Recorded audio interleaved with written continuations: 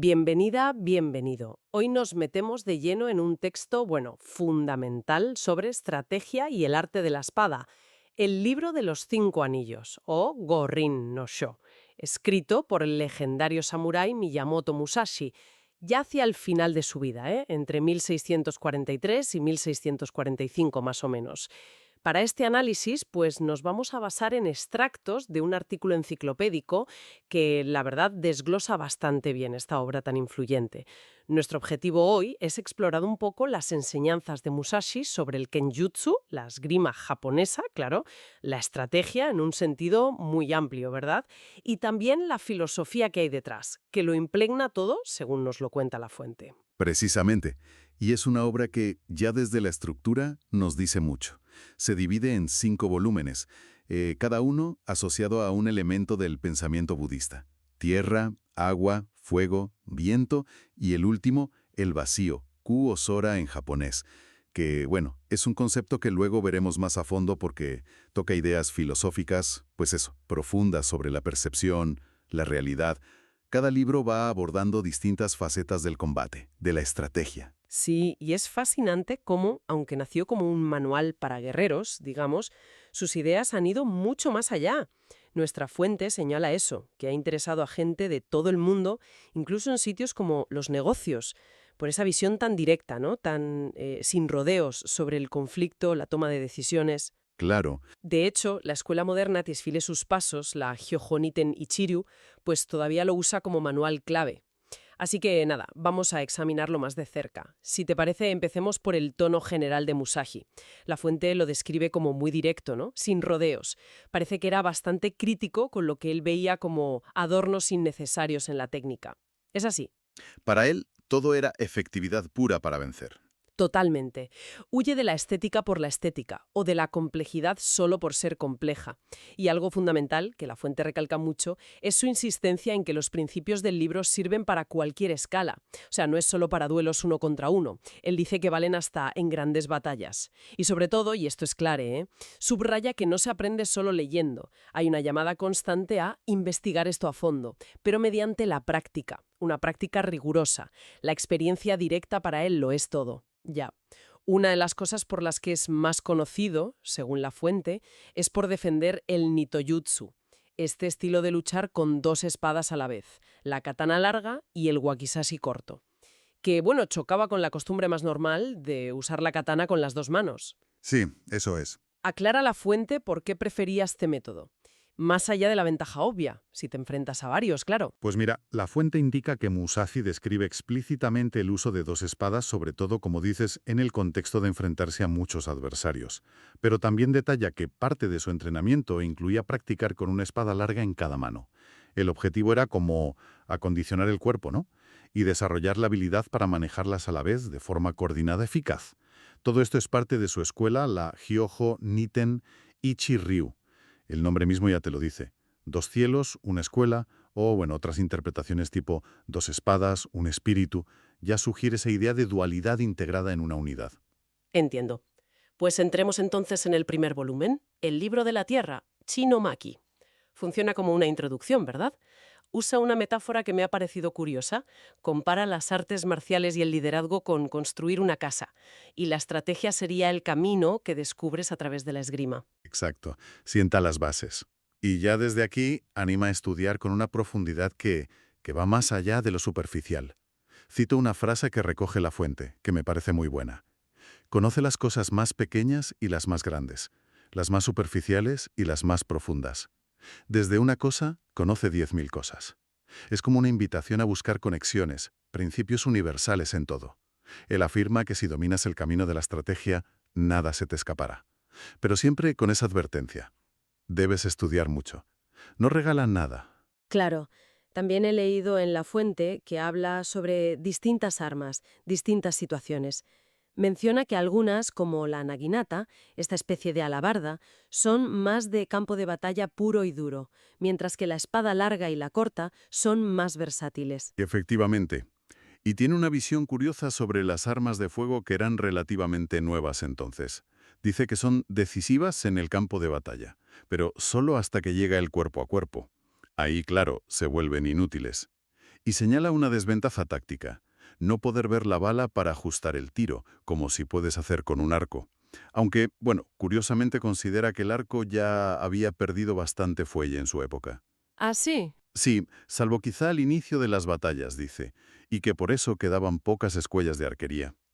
Un principio clave que introduce aquí es la versatilidad, o sea, no depender demasiado de un arma, para no ser predecible. Entiendo. Y la fuente destaca un concepto que parece central en todo el libro: el timing, la sincronización. Pero no es solo atacar o no atacar, ¿verdad? Es algo más. Mucho más sutil, sí. Es adaptar la estrategia al momento preciso. Musashi insiste en que hay que discernir el timing adecuado del inadecuado, el grande del pequeño, el rápido del lento, el de distancia. Y luego habla de uno crucial que llama timing de fondo, background timing. Sin entender este último, dice, la estrategia se vuelve incierta. La clave aquí no es solo saber cuándo actuar, sino cultivar la percepción para sentir el momento óptimo. Una habilidad que va más allá del combate, ¿eh? Aplica a cualquier decisión importante. Ya veo. Y cierra este libro con 9 principios básicos. El suelo del samurái los llama. Son bastante directos, la verdad. 1. No pienses con deshonestidad. 2. El camino está en el entrenamiento. 3. Familiarízate con todas las artes. 4. Conoce los caminos de todas las profesiones. Son principios de vida, casi, ¿no? Totalmente. 5. Distingue ganancia y pérdida en asuntos mundanos. 6. Desarrolla juicio intuitivo y comprensión. 7. Percibe lo que no se ve a simple vista. 8. Presta atención a las nimiedades. Y 9. No hagas nada inútil.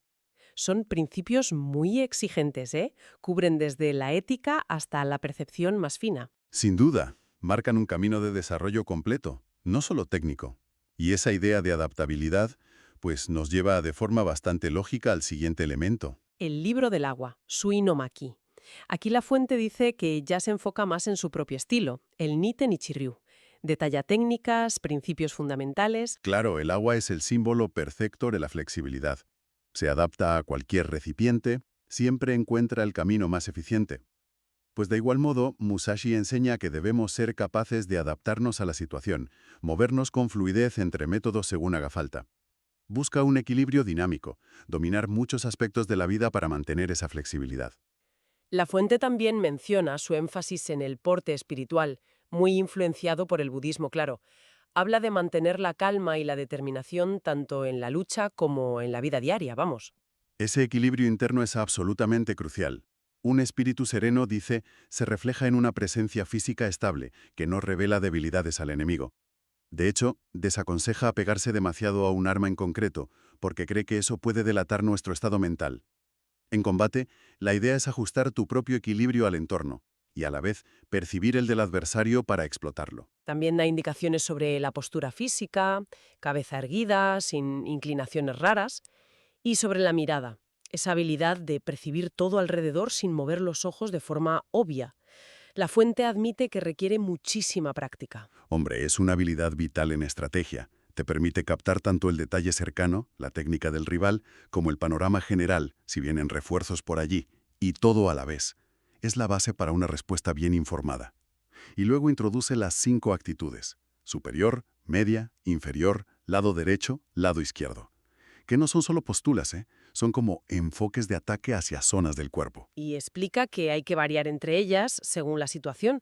Considera algunas más decisivas, como la superior, inferior y media, y otras más fluidas, las laterales. Exacto. Incluso menciona una no actitud para los que se centran solo en la técnica pura y una existente no existente que combina todo según la oportunidad que surge.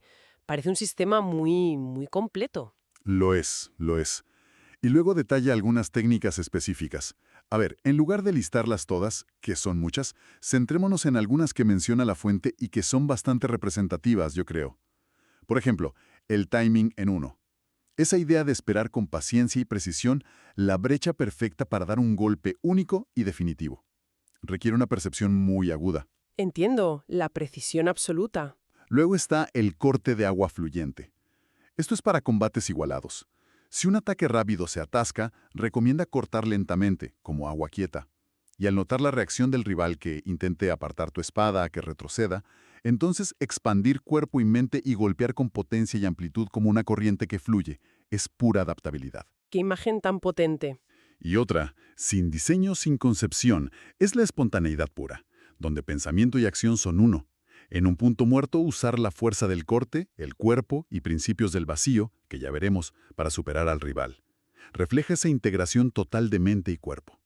Estas técnicas ilustran bien esa mezcla de precisión, adaptabilidad y espontaneidad que él busca constantemente. Es impresionante el nivel de detalle, la verdad. Después de asentar las bases en tierra y explorar la flexibilidad en agua, Musashi parece que sube la intensidad en el libro del fuego, Kano Maki. La fuente dice que aquí ya aborda métodos de lucha más amplios, lo que llama el calor de la batalla. Sí, aquí pasamos de las técnicas individuales a la estrategia en un contexto más grande. Y reafirma que sus principios escalan. Dice algo así como un hombre puede derrotar a 10, 1000 hombres pueden derrotar a 10.000. El dominio individual que has forjado entrenando solo te permite entender cómo vencer a multitudes. La fuente subraya que le da muchísima importancia a la ubicación. Buscar sitios sin obstáculos visuales, evitar que el sol te dé de frente, ocupar terreno elevado. Son ventajas tácticas clásicas, ¿sí? Pero él las integra perfectamente en su sistema. Y también describe cómo poner al enemigo en desventaja de forma activa, forzarle a usar su lado débil, el izquierdo para un diestro, empujarlo a terreno difícil con malos apoyos pantanoso, para crearle incertidumbre y dificultarle el movimiento. Ya. Y aquí introduce 3 formas de anticiparse al enemigo. El forestalling, que dice la fuente en inglés, y dice algo muy potente que recoge la fuente. En estrategia, has ganado efectivamente cuando te anticipas al enemigo. Menciona que en Nosen, que es atacar directamente. La confrontación directa, ¿sí? Luego, Tainosen, que es fingir debilidad para atraerlo y contraatacar en profundidad. Más útil, jugar con la percepción del enemigo, ceder terreno para ganar una ventaja mayor después. Y Tainosen, que es anticiparse a una emboscada atacando tú primero con toda la fuerza. Este último, admite Musashi, es complejo de explicar. Son conceptos estratégicos muy profundos. Taikenosen es quizás el más difícil. Sí, requiere leer muy bien las intenciones del adversario para golpearle justo antes de que él te golpee a ti. El timing aquí se aplica a leer el estado físico y también moral del enemigo en plena batalla. ¿Está decayendo su ímpetu o está creciendo? Hay que verlo. También menciona algo llamado pisar la espada, que a gran escala, entiendo, significa aplastar el ataque enemigo antes de que empiece, como cargar al amparo de humo o flechas, por ejemplo. Eso es. Y a nivel individual, pues atacar, romper, inutilizar o controlar la espada rival mediante el contacto directo, hoja con hoja. Y algo muy importante que señala, observar el colapso del enemigo. Exacto. Detectar signos de desorden, la fuente menciona explícitamente cómo la pérdida del ritmo de los tambores podía desordenar la formación y presionar la ventaja inmediatamente. Es estar muy atento a la psicología y a la cohesión del adversario. Tras la intensidad del fuego, llegamos al libro del viento, Funomaki. Este parece tener un enfoque distinto, ¿no? Más analítico. Se centra en los fallos de otras escuelas de esgrima. Exacto. Y hay un juego de palabras ahí, porque kaze, viento, también significa estilo en japonés. La gran lección aquí, según la fuente, es que para entender bien tu propio camino, necesitas entender con precisión el de tus rivales. Musashi analiza otras escuelas y señala que muchas, aunque presumieran de secretos antiguos y tal, a menudo solo adaptaban técnicas a circunstancias muy específicas, si luchaban en interior o exterior, por ejemplo. Ya, la fuente indica que él mismo admite que su visión es un poco parcial, claro, porque a él solo le interesa su propia escuela. Critica que las otras se limitaban mucho a la esgrima pura y dura, sin esa visión estratégica más amplia que él siempre defiende. Critica cosas como el juego de pies que usaban, cómo usaban la vista o la dependencia excesiva de un arma en concreto. Pero, y esto me parece interesante, también reconoce que comprender estas alternativas, incluso sus fallos, es necesario para aprender bien su propio estilo, el Nite Nichiryu. ¿Para qué? Pues probablemente para identificar los errores ajenos y así evitarlos tú mismo. O sea, conocer lo que no funciona te ayuda a definir mejor lo que sí funciona para ti. Tiene sentido. Y así llegamos al último libro, el libro del vacío, Kunomaki, que es como un epílogo corto, pero denso, ¿no? Muy filosófico, sobre aquello que no puede ser visto. Aquí la influencia zen parece clarísima. Es la culminación filosófica, ¿sí? La idea central que recoge la fuente es bastante enigmática. Conociendo las cosas que existen, puedes conocer aquello que no existe. Este, dice Musashi, es el verdadero significado de su estrategia. Nos empuja, digamos, a percibir lo intangible. Distingue entre lo que hacemos y vemos, el camino del guerrero, las artes marciales, y lo que no hacemos ni vemos, a lo que llama espíritu. Algo que percibimos conscientemente, pero sin una relación física directa. La fuente señala que hay debates sobre si se refiere a algo religioso o más bien a una actitud mental, una forma de procesar. Y cita una frase clave. En el vacío hay virtud, y no maldad. La sabiduría tiene existencia, el principio tiene existencia, el camino tiene existencia, el espíritu es la nada. El significado de virtud y no maldad es un poco ambiguo, ¿sí? Podría ser bondad moral, o quizás se refiere a propósito, y a la ausencia de la dualidad bien-mal, un estado que está más allá de esos juicios. La fuente lo conecta directamente con el concepto budista de shunyata, ¿verdad? La vacuidad, el vacío. Exacto. Shunyata es un estado mental libre del ego, libre de las dualidades. Es como la base para la iluminación, el satori, en el zen. Es un estado de pura potencialidad y presencia total. La meditación zen, que sabemos que Musashi practicaba, busca cultivar precisamente esta vacuidad. Claramente esta perspectiva influyó muchísimo en su visión del mundo y de la maestría. La importancia crítica del timing y la conciencia situacional del fuego, la inteligencia de comprender al adversario que enseña Diento. Y todo culminando en esa profunda noción del vacío, de Ku, que sugiere un estado de claridad mental, de desapego, de dominio supremo, ¿no? Y es notable la insistencia constante, a lo largo de toda la obra, según la fuente, en la práctica incansable. El conocimiento tiene que ser vivido, no solo pensado o leído. Totalmente. Y aunque todo nace del combate con espada, se entiende perfectamente por qué estos principios de estrategia, de mentalidad, de adaptabilidad, de autoconocimiento, resuenan tantísimo hoy en día en tantos otros ámbitos. Son aplicables, yo creo, a cualquier disciplina que demande enfoque, acción efectiva y una comprensión profunda de la situación. Queda una reflexión final, quizás. Musashi escribe esto ya al final de su vida, retirado, después de incontables duelos y una vida entera dedicada al camino del guerrero. Tal vez el vacío no sea solo un concepto abstracto, filosófico, quizás sea su descripción de ese estado último de maestría, ese punto donde la técnica se vuelve tan natural que en cierto modo desaparece, se vuelve invisible, y la mente queda libre, totalmente presente, sin obstáculos. ¿Qué significaría para cada uno de nosotros alcanzar ese vacío, esa maestría espontánea, en nuestra propia búsqueda de conocimiento o habilidad, sea cual sea nuestro campo? Una pregunta poderosa para seguir dándole vueltas. Muchísimas gracias por acompañarnos en este recorrido por El libro de los 5 anillos, basado en nuestra fuente.